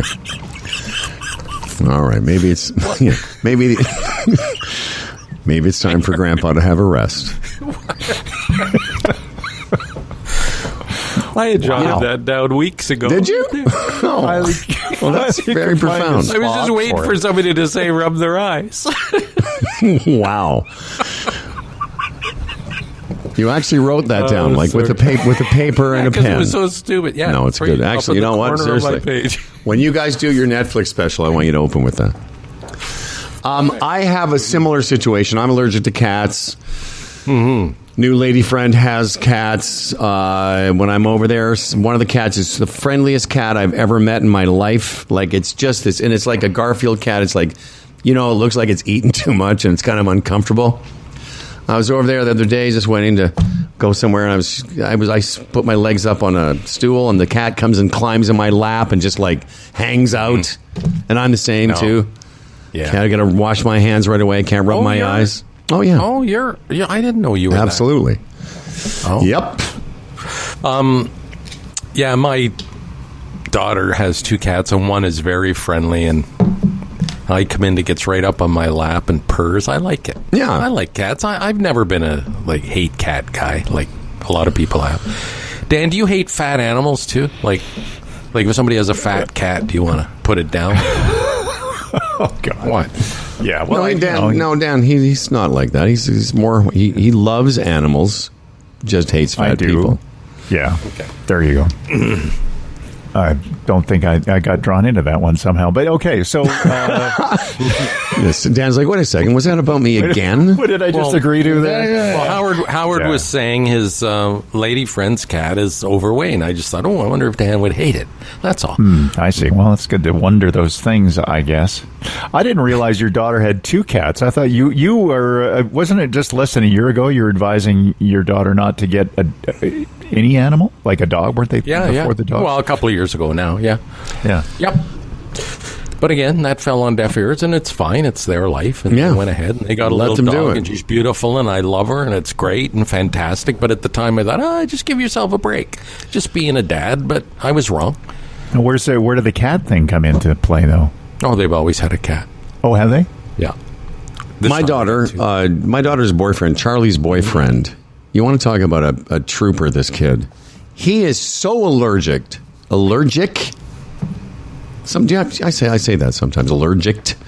He's so allergic to hair. Dog. In this particular case, the little Chihuahua that my daughter adores like it's her child.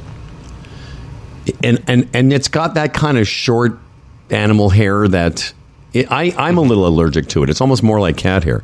Well, this kid, Charlie's boyfriend, is so allergic, like he can't sit on their couch in their apartment because the dog. That's kind of where the dog hangs out.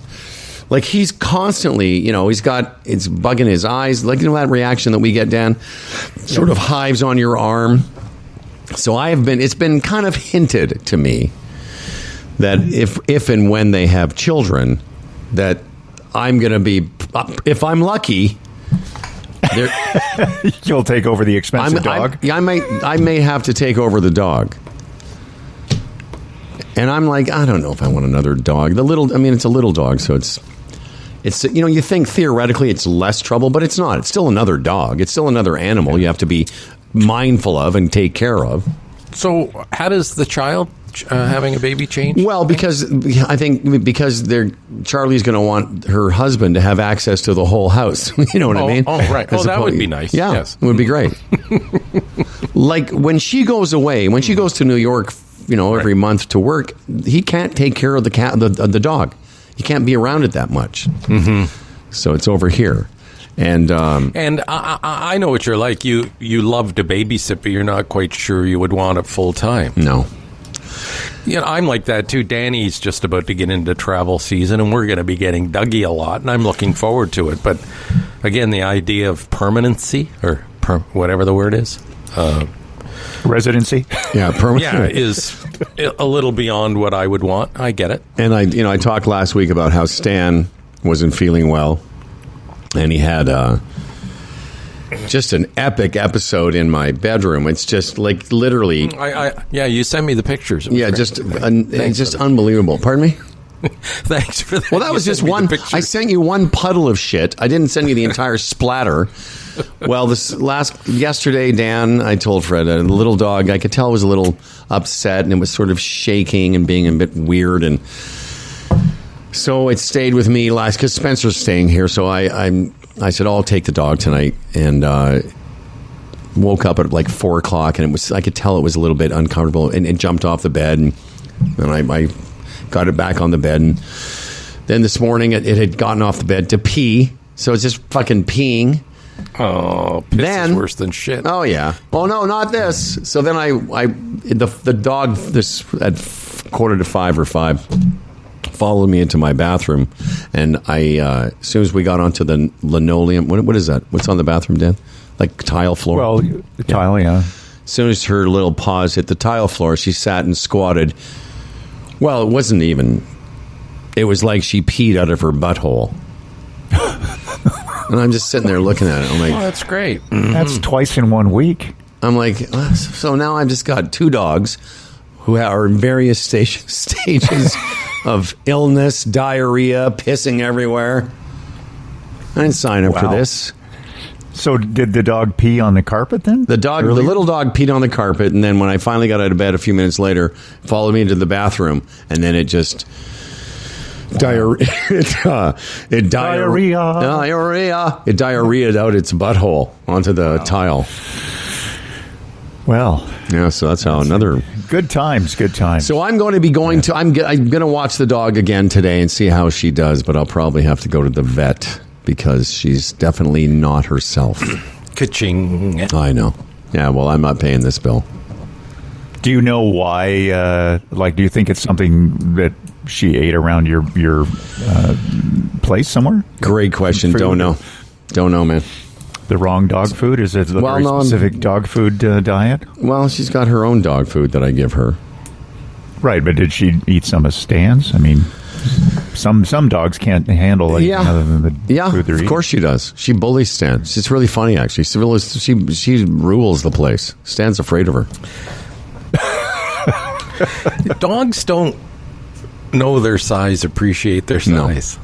Like Mel's dog's like that, little Winnie. She's so timid and nervous and everything, but if there's another dog around, like 3 times her size, she'll attempt to put it in its place. And same with Dougie. Like, he'll want to wrestle like huge dogs that can't be bothered. He just doesn't care. It must be nice, to have that attitude. So, Dan, that couch I have has that sort of L part. Well, where the L part is, there's a blanket, and the little dog sort of gathers herself in the blanket. And during the football game, Yeah, I guess it was last night. I'm watching the football game. She's sitting next to me, and Stan, because that's normally where he sits when she's not here, he got up on the couch, and he wanted to kind of sort of cozy up on part of the blanket. She just snapped at him. And he's like, Kicked him off? Oh, sorry. Yeah, oh, yeah. Mm-hmm. Like, I'm like, what the fuck? Anyway, so now I got to go and do dog babies. This is why I don't want this dog, because it's like, I need another dog to fucking have to take care of. No, and you got to travel, and in the summer when you're golfing, you know, a couple of days a week. Oh, check that. Every day of the week. Whatever. What is that going to, entail? Dan Duran's news is what's coming up here in a second. Dan Duran is a newsman.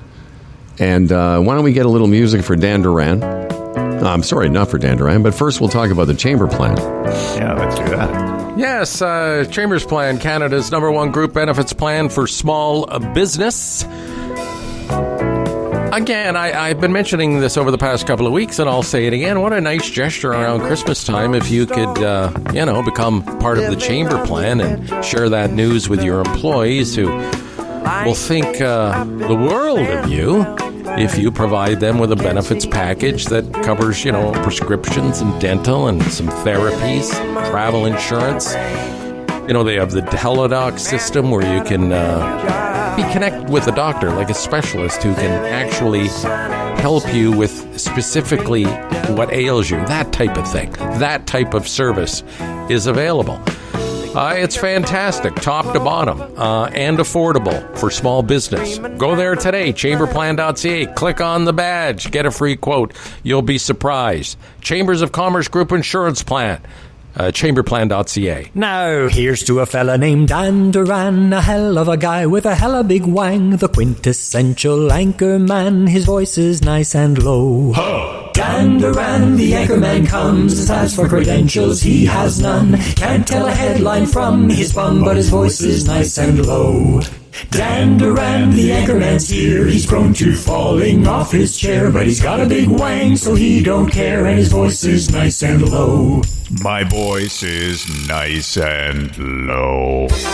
Goddamn right it is. Now live from Lisa's house. Christmas is everywhere, and it's more important to some than others. And Dan has decorated his tree in a festive manner. And at the same time, he's also world-renowned as a movie anchorman, television series regular, and he does the Humble and Fred News. He is Daniel J.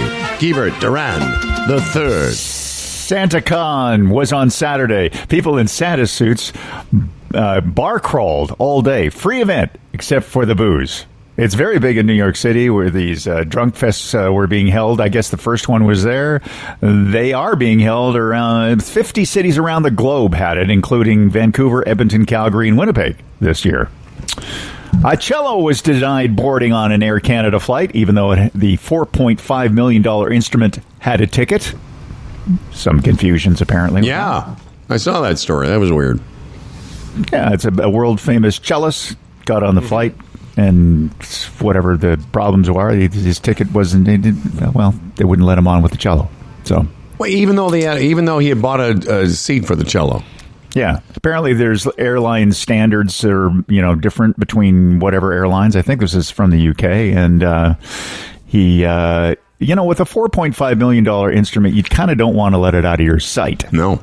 And they can't put it in overhead, so their requirement is to buy a ticket, but somebody didn't get the memo at the gate, I guess. I don't know. Yeah, and that's what I mean. So what was Air Canada? They said you cannot do that because it's just, I guess you can't bring bulky something items. Yeah, like that, and somebody got confused and said no way, and then it's too bad you weren't there, because you would have said, hey, right. it's the same size as some fat people. Right.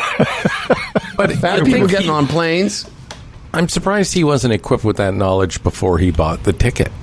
That just seems odd to me. Well, there was some issue because the flight that he was originally on got canceled. Right. and then he had to rebook. And in the rebooking process, something happened. They're still investigating the cause of the problem, and I'm not sure if the airline has apologized yet. But you think they would, because he had to cancel a concert for that reason. My question, what kind of a fucking idiot pays $4.5 for a cello? But anyway, I'm sure he could have got a nice one for $3 You million. could have gone to Costco and got one. But A bad week for Air Canada, though, because it was last week they announced, too, that for their econo flights, you got to pay for carry-on now, too. Yeah, but they're not alone. I think apparently WestJet's doing the same thing. Yeah. So my question would be, how is it an econo flight now? Then? You know what I mean? It's like, so you buy the economy to save money, and it's not cheap. It's like $55 or something. No. Anyway, it's weird. Well, no, yeah, you buy the economy seat, and I guess that just allows you because you also have to pay extra if you want to choose a seat that's not shitty. Right. So, and you're paying for your bag, and now you're carry-on. So yeah. So it takes you back up to wherever you were. Exactly. You don't have to do any of that. Exactly. Yeah. Fuck you know what? Fuck everybody. Dan, that's not your main story, though. No, it's not. Hey, by the way, the mail strike is over tomorrow morning at 8 a.m. Yeah. But good luck with the Christmas cards. But that's not. It's not in time to do anything. No, I know. It's like, well, they kind of let this whole thing draw out way too long. And it's not over. They're just basically going to end it, and then because they can't find a solution before the new year, and then they're going to kind of like, we now return to our previously scheduled strike.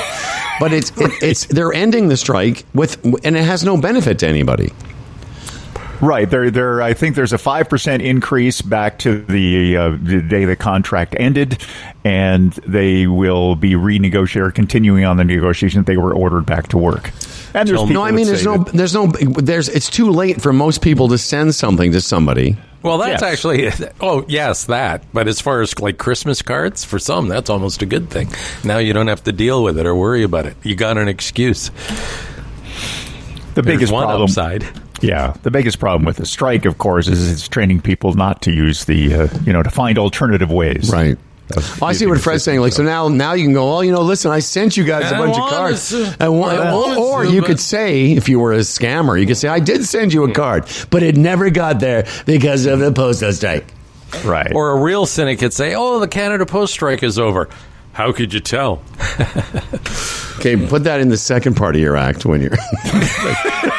put that one right in behind, why do women rub their eyes? Yeah. I don't know if I'd close with that. Dan, what is your big story of the day? A porn star. Let's talk about sex. Oh, yes, I saw this story. That's not like you, Dan. She's an OnlyFans star. She's got an OnlyFans thing, and you guys got to direct me. Yeah, but this came to, but this was from me via Keith Weiland. Right, yeah. Okay. Cub reporter Keith Weiland. He's delved into the reaches of the sex underworld to find this story. Lily Phillips is her name, and she wants to set a record of having sex with 1,000 men in one day. Now, she's already done 100 in a day. 101, actually. About it. 101. Yeah. Well, 101 in one day. Yeah. She made a documentary about it, and now she wants to do 900 more. And good for her. Logistically, though, let's work this out a little bit. So if she's doing a full day, 24 hours, that's like 41 guys an hour. Or something like 1.5 minutes per guy. Yeah. And she's calling it a conveyor belt idea and thinking it could take between 15 and 17 hours. Basically, a man a minute, if that's even possible. But what here's the thing. She did. I'd qualify. That's right. Just a bunch of guys like us. Okay, we're done. But who wants to get like sloppy 900s? No, exactly. I find it disgusting. It is disgusting. I read the story before Keith had sent it to me. I saw it, and I was like, first of all, it took her 14 hours to do 101 guys. So I don't think she's getting to 1,000 in a day. Did you say Keith was our Cub reporter or Chub reporter? I thought you said cum reporter. Yeah, right. Yeah. No, I wouldn't go. You would know. No. No, I said Chub reporter. Yes, of course. Cub reporter. Anyway, she said that she wants the guys to walk in the room, one pump in, one pump out, and leave. Yeah. Who is so this? that they don't but what? That's my reading it. So really, what constitutes as having sex? Like a man puts a penis inside her, whether he ejaculates or not. That's sex. Next guy. That's exactly what All it is. right, It's well, then, not- yeah. it's not- that's that kind of sex. One It's not, pump, one pump and gone. Great. What does her dad think? Exactly. Oh, my little girl. That's exactly what I was going to say. How proud my family is of me. Can you imagine the conversation around the table at Christmas? So, honey, what have you been up to this year? Well, you may have seen my documentary where I fucked 101 guys. Oh, excellent. More turkey? Everyone hates turkey. Yeah. Fuck the turkey. Then she's probably making a... That's right. Fuck the turkey. that too. She's probably making a crazy amount of money doing this. But there's a lot of logistics to think. OnlyFans. People signed up to watch her. So people will watch this. I read it somewhere in that story. It says she's making like a couple million. Yeah, well, then there You you know, go. she's making money. Yeah. So There how you much go. would it cost for you to do blank, right? But the logistics of it is astounding. I mean, you have to, like, that's 1,000 guys that are standing. Well, first of all, you have a holding pen or like appointments or I don't know when they right. show up. The I mean, and logistics then there's really are quite disgusting. then there's the legal papers you have to sign, yeah. been able to do it or whatever, and whatever health checks you have to go through.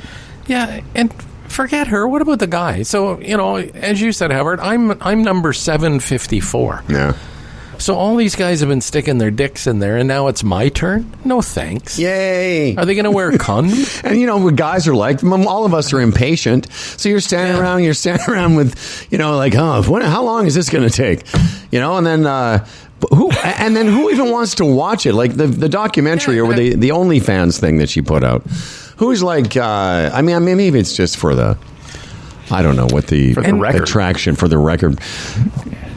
If you're number 764, how do you time that erection? I guess you got to be standing there slapping it a couple of minutes. Yeah, you're slapping whatever. it. That's what you're doing. You're just waiting. You're waiting in line. You're sort of looking up like, imagine Apparently, when we're... she's going to get some fluffers. Yeah, they're from gonna- other what- Oh, OnlyFans. fluffers, of course. I forgot about Fluffers. fluffers. Yeah, fluffernutters. OnlyFans presents 101 Dalmatians like you've never seen it before. Jesus. Yeah, listen, we all love to giggle, but it's pretty sad, actually. I read the article. She's a very sad individual, and I guess this is her way of, like, she seems to, I think it's a woman from the UK, right, Dan? Isn't she English? Yeah. Mm-hmm. She seems to have an attitude like, well, I'm already fucking, I might as well try and, make some money, do something outrageous so I get some attention. Mm-hmm. That's it. But years from now, She got the attention. Yeah. We're talking about it. yeah, Here in years from Canada. now, when she looks back in her life, she's like, oh yeah, 2024, I fucked 101 guys. It was great. Mm-hmm. It was a great moment. Never got to 1,000 though. That's one of my regrets. Yeah. And down the road, if she's dating a guy and has to explain kind of the. Oh, that's right. Because usually when you start dating somebody, you start talking about your history and who you've dated, and she's like, "Oh yeah, I've had a few lovers." Oh really? How many? Like 5, 10, 1,000. Why doesn't she go right over the top and blow guys at the same time? Like, why not? Well, yeah. I mean, if you're trying to do 1,000 guys, you have 3 holes at least. Well, this is it. Eh? No, she could do it way. 1/3 the time. So she's done 100. She's also going to do in training. She's planning on doing 300 before the actual. Oh, training. 1,000. Yeah, I'm in training. Yeah, training. Yeah. Fuck. And maybe if you could if you could sort of jerk off 2 guys with your hands and then 2 guys with your feet. I mean, it could be like All kinds of records could fall. you know what, Dan? You're so right when you say records were made to be broken. Fuck. Like your penis. Oh, yeah. How is that big lump on your my dick? God, it's fantastic. Oh yeah. Is it? Yeah, it's working great. No, but Well, no, I'd say because it sticks out on both sides now like a I neck see, brace. You mean it's gotten bigger? Oh, it's enormous. I just say here's what I say. I say now my dick is ribbed for your pleasure. It's ribbed. No, all is fine. It seems to be fine. I don't really notice. I mean, I notice, sometimes during the robust whatever, but yeah, it hurts a little bit. Yeah. Okay. Yeah. Well, thanks for checking in. For your pain. No problem. Should we get back to 1,000 dicks? Mm-hmm. I love how she says, I'm in training by fucking 300 guys. Good for you. Good for you. What's your daughter up to these days? All right. Yeah, you're right. It's just a sad thing. And yeah, sad. $2 million, people might argue, oh, yeah, she made $2 million. But it's still pretty sad. Yeah. But, once she does it, she's got $2 million set up pretty nicely. So. Okay. Well, we got a good show tomorrow. I don't know about today. Today was, something. It's a warm-up show tomorrow. It's a warm-up show. We're just in training for tomorrow. Yeah. Jeff Lumby will join us, chit-chatting about this and that.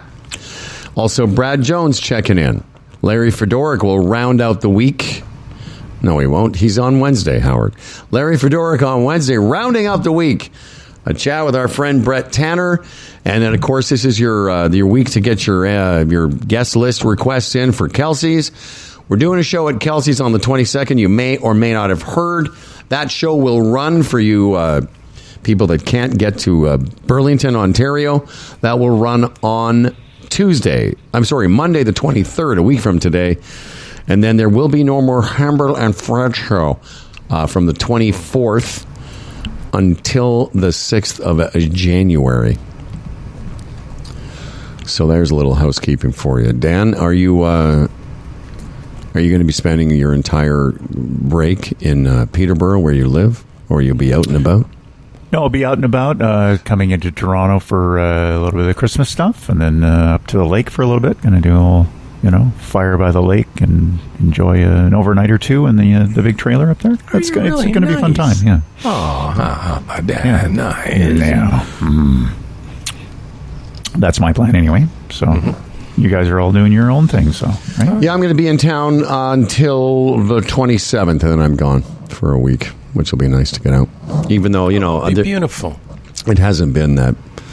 If this winter so far hasn't been too bad here, although I know you got snow where you are. And nothing today. It looks like another sort of spring day here. Rain. That's all we have. Where are you going on the 27th? I'm going to Mexico. Oh, are you? Oh, okay. I didn't realize it. Just for a week. Yes, he's so going soon. He's going to buy. Oh, are we allowed to say names? No. Wait. I don't know. Sure, go ahead. Lady friend. A sombrero. Yeah. Fred suggested because I said we're not going to buy gifts for each other here. I said, why don't we buy something for each other when we're in Mexico? And Fred suggested that she might like a nice sombrero. Right.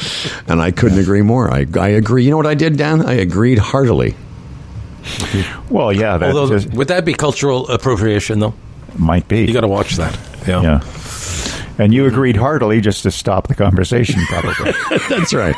I did. I was like, all right, yes, good point. Good bit. All right. Thanks for that. Yeah. And thanks, everyone, for being part of the program today. And we look forward to hearing from you and seeing you at the end of this week. Dan Duran? This episode of the legendary Humble and Fred Show is brought to you by the Retirement Sherpa, the Chambers Plan, Boron One, Bodog, our newest sponsor Ridley Funeral Home, and Kelsey's Original Roadhouse. For contests and comments, we read all of the emails. Humble and Fred at humbleandfredradio.com. That's the same address. You can email us to tell us you're coming to the show.